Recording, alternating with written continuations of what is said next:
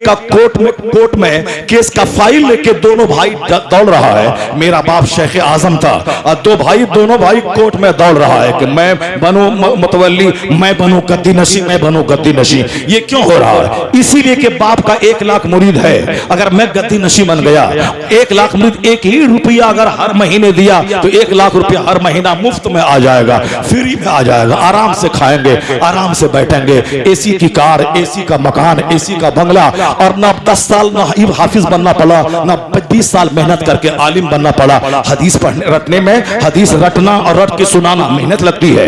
कुरान रटना, रट के मेहराब में सुनाना मेहनत लगती है। ऐसा नहीं कि जो हमने रट लिया हम सुना दिए, नहीं। सुनाने के लिए बहुत प्रैक्टिस और मश की जरूरत पड़ती है। वो हाफिज जी पूरा कुरान याद कर लिए हैं, उनको बोलिए कि आज साहब ईशा की नमाज में आप सूरह मुल्क पढ़िए, नहीं पढ़ पाएगा। चूंकि सूरह मुल्क तरतील से सुनाने के लिए मश्क चाहिए। वो तो हदर में याद कर लिया है, वो तरावी सुना देगा एक लहजे में, लेकिन तरतीब से नहीं पढ़ पाएगा। सुनाने के लिए मश्क चाहिए, याद करना फिर सुनाना, कुरान याद करना फिर मेहराब में खड़ा होकर सुनाना। इसके लिए प्रैक्टिस की जरूरत है, मेहनत होती है। आलिम मेहनत करे, हाफिज मेहनत करे। अब मेरा बाप पीर था, मैं उनका गद्दी नशी बन गया। ना हाफिज, ना आलिम, ना तकरीर, ना खिताब, ना वाज, ना नसीहत, ना हदीस, ना कुरान, कुछ नहीं। बस हाथ उठा दिया और 1 लाख रुपए जेब में लिया, चल दिया। आराम से air condition car, air condition महल, मकान। अब वहां तो लड़ाई करेगा ही।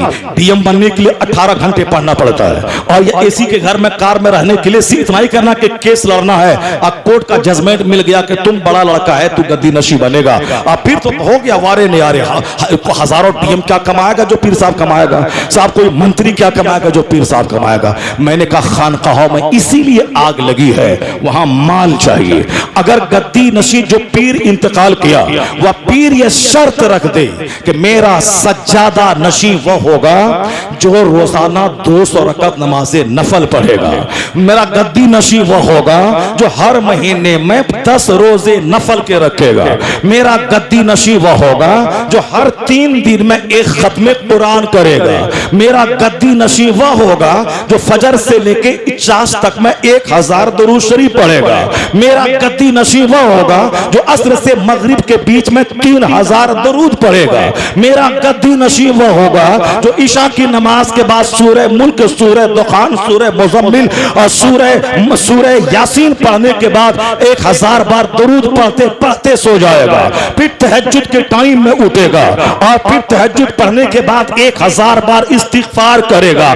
मैं कहता हूं कि आज जो जंग है कोर्ट कचहरी में कि मैं गद्दी बनूंगा, गद्दी नशी बनूंगा, अगर यह शर्त पीर साहब रख दे तो सारा बेटा दूसरों पे थोपेगा कि तुम ही गद्दी नशी बन जाओ, तुम ही गद्दी नशी बन जाओ। तो फिर गद्दी नशीनी की जंग नहीं होगी, वह गद्दी नशीनी थोपने की जंग हो जाएगी। तुम ले लो तो तुम ले लो, तुम ले लो तो तुम ले लो।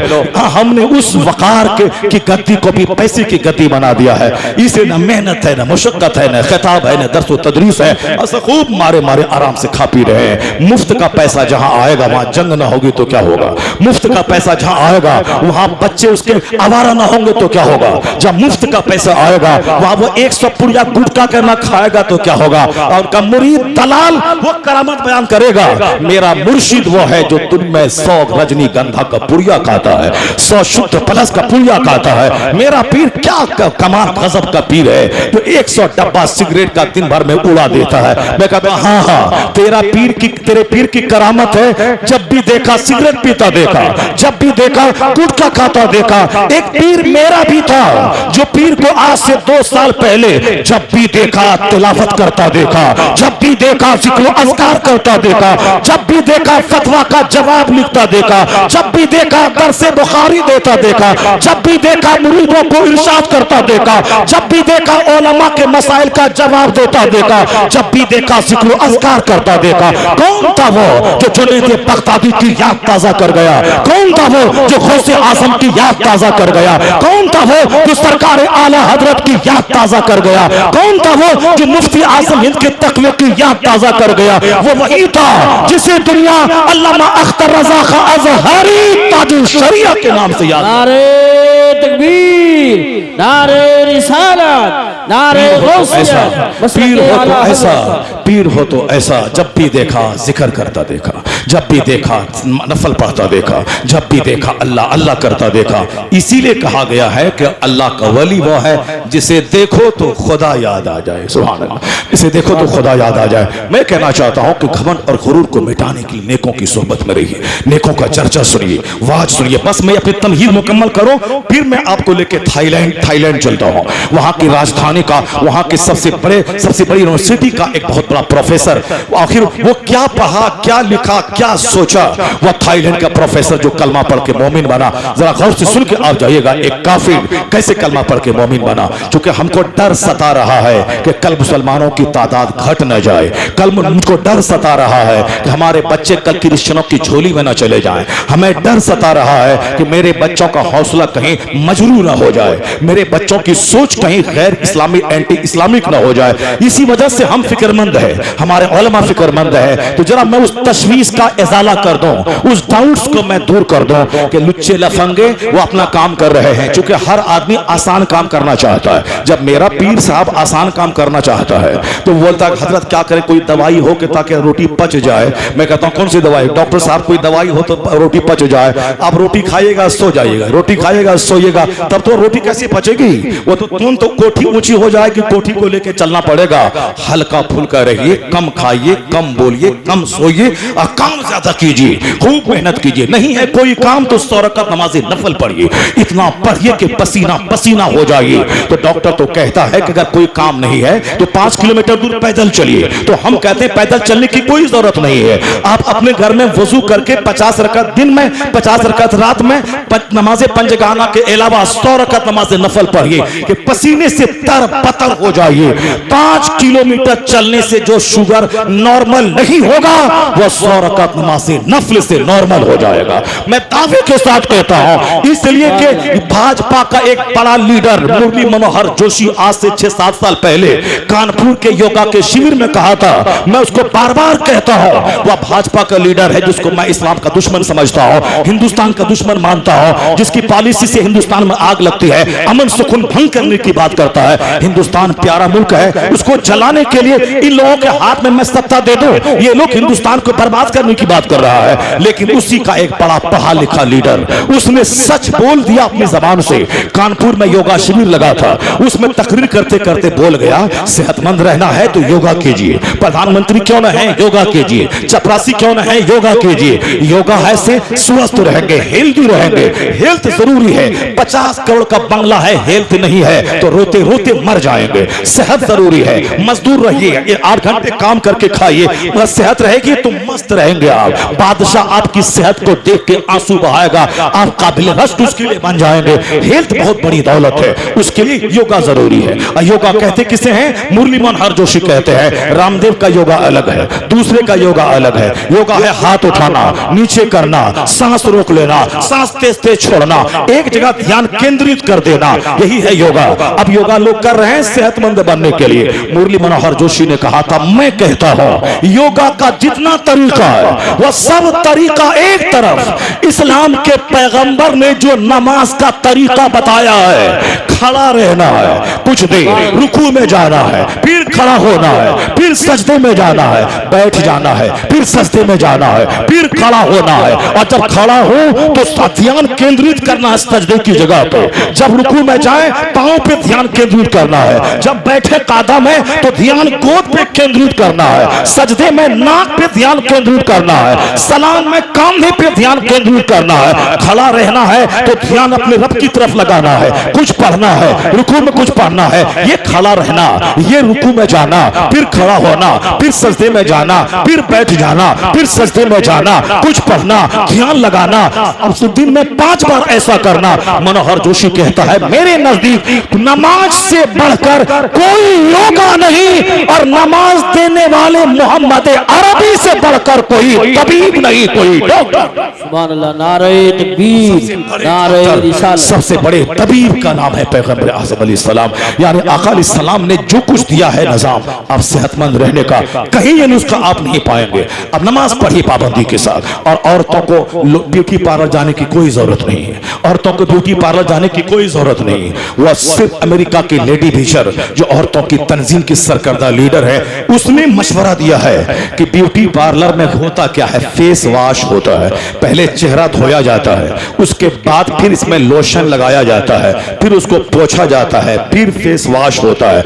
यानी ब्यूटी पार्लर में इसी तरह 1 घंटे तक टाइम बर्बाद करके 2000, 3000, 1500, 1100 रुपए अब साहब फीस हमारी बेटियां जमा कर दी और चली गई। अब 2-4 घंटे तक चेहरा चमकता रहा, फिर उसके बाद जहां थी उससे ज्यादा बदनुमा और बदरंग हो गई। क्योंकि बार बार ब्यूटी पार्लर जाना चेहरे के हुस्न को बिगाड़ देता है, बार बार खतरनाक केमिकल को लगाना यह वक्ती तौर पर हसीन तो बना देता है लेकिन बाद में चेहरे की रंगत खराब कर देता है। आज 100% तो नहीं 80% खवातीन के चेहरे पे पॉक्स निकल रहे हैं, उनका चेहरा बदरंग हो रहा है, इसीलिए मेकअप पर मेकअप करती जा रही है, उनका चेहरा खराब होता चला जा रहा है। ब्यूटी पार्लर वाले का बिजनेस वो आसमान छू रहा है, वो करोड़ों में खेल रहा है, हर गली कुचे में ब्यूटी पार्लर। यह है पैसा लूटने का और चेहरा बिगाड़ने का, औरतों के हुस्न से खिलवाड़ करने का एक जबरदस्त शोभा कायम हो गया है। अमेरिका की क्रिश्चियन औरत ने कहा था कि मुसलमान औरतों को लोशन लगाने की क्या जरूरत है, वह 5 वक्त नमाज पढ़ें उससे पहले वुजू करती है, वुजू में फेस वॉश होता है, वुजू में फेस वॉश होता है, और वह सजदा करती है, सजदा में ब्लड सर्कुलेशन इतना ज्यादा होता है क्योंकि ब्लड आउटपुट इनपुट करने वाला हार्ट ये ऊपर रहता है और चेहरा नीचे रहता है, और वाफिर मिकदार में यह हार्ट चेहरे की सारी रगों पे ब्लड सर्कुलेट करता है। और अगर सजदा लंबा हो गया, ये वजू, ये लंबा सजदा इसे हसीन बना देगा। करोड़ों रुपए की फेयर एंड लवली जो काम न कर सके वो एक वजू का फेस वॉश और एक लंबा सजदा कर देगा। मजहब अल्लाह जमील है, जमाल को पसंद करता है। सरकार दो जहां सबसे ज्यादा नफीस है, नफासत को नफा सरकार को पसंद है, इसीलिए इस्लाम में है फेस वॉश, इस्लाम में है हैंड वॉश, इस्लाम में है लेग वॉश, इस्लाम में है सर का मसह, इस्लाम में है गर्दन को टच करना भीगे हुए हाथ से, इस्लाम में ये वजू इतना जबरदस्त तो मेथड है कि आज तो मैं कहता हूं कि साइंस जवान हो गई है, अलग बात है, साइंस का खूब गलगला है दुनिया में, अलग बात है, लेकिन कोरोना ने सबको बेबस बना के रख दिया। आज 2 साल गुजर गए, छोटा सा कीड़ा अमेरिका के सारे साइंसदानों को उल्लू बना दिया। 2 साल गुजर गए, वैक्सीन में पानी है कि क्या है कौन जानता है। जिस तरह कालपोल है, जिस तरह केरोसिन है, जिस तरह डाइजीन है, पेट में दर्द हुआ ये खा ले, गैस बनी एसी लोग खा ले, सर बुखार हुआ कालपोल खा ले, ये दवाई फला की ये फला की, टीबी का मर्ज हुआ ये दवाई खा ले। जब हर मर्ज की दवाई निकल गई है और तुम्हें दावा है कि बीमारी आज हो कल उसकी दवा मेरे पास मौजूद है, ये 2 साल गुजर गए, तुमने कोरोना की दवाई क्यों नहीं लाई मार्केट में? 2 साल गुजर गए, हिंदुस्तान के सारे वैज्ञानिक सर पकड़ के बैठे हैं, चाइना जापान के सारे साइंटिस्ट सर पकड़ के बैठे हैं, टेक्नोलॉजी की दुनिया का बादशाह अमेरिका, वहां का वैज्ञानिक नासा का वो सर पकड़ के बैठा है। कोरोना की दवाई नहीं आई, वैक्सीन आई, दवाई नहीं आई। वो वैक्सीन है वो वो समझ ले कि वो पहले एक हिफाजती कदम है, वो हिफाजती कदम है वो, यानी कोरोना का हमला नहीं होगा, होगा भी तो कमजोर हो जाएगा, पर दवाई चाहिए। कोरोना हुआ दवाई खाए खत्म हो जाए, दवाई नहीं आई। ये बड़े बड़े वैज्ञानिक सर पकड़ के आज भी बैठे हैं, कोई मेडिसिन तो आ जाए, मेडिसिन नहीं आई। कभी आपने तन्हाई बैठ के गौर किया इतने 2 साल के बाद भी क्या कहा जा रहा है? वैक्सीन लेने के बाद भी 3 काम पाबंदी से कीजिए, यानी सोशल डिस्टेंस, सामाजिक दूरी, शारीरिक दूरी बना के रखिए, और फिर हाथ को लगातार धोते रहिए, और फिर उसके बाद मास्क पहन के रखिए। क्यों? नाक के रास्ते से कीड़ा घुसता है, हम बात करते हैं मुंह खुलता है, मुंह के रास्ते से इतना बारीक जरासीम है कि अंदर घुस जाता है। मास्क पहन के रखिए और बार बार चेहरा धोते रहिए, तो अगर कीड़ा अटका भी हो वह धुल जाए। हाथ को धोते रहिए, जो पार्ट्स खुले रहते हैं उससे बीमारी अंदर घुसती है। नाक खुली रहती है, मुंह खुला रहता है, चेहरा खुला रहता है, आंख खुली रहती है, ये हाथ खुले रहते हैं कलाई तक, इसको धोते रहिए, सैनिटाइज करते रहिए। अमेरिका के वैज्ञानिक वही कहते हैं कि हाथ धोते रहिए, हिंदुस्तान का वैज्ञानिक बोलता है हाथ धोते रहिए, चाइना जापान जैसा तरक्की याफ्ता मुल्क बोलता है हाथ धोते रहिए। मेरा पड़ोसी एक राजपूत, उसने कहा था कि सब बोलता हाथ धोइए हाथ धोइए हाथ धोइए, ये तो मुसलमानों को इस्लाम ने रोजाना 5 टाइम नमाज पढ़ने से पहले हाथ धोने बोला है। वुजू कीजिए, हाथ धोइए, नाक में पानी डालिए,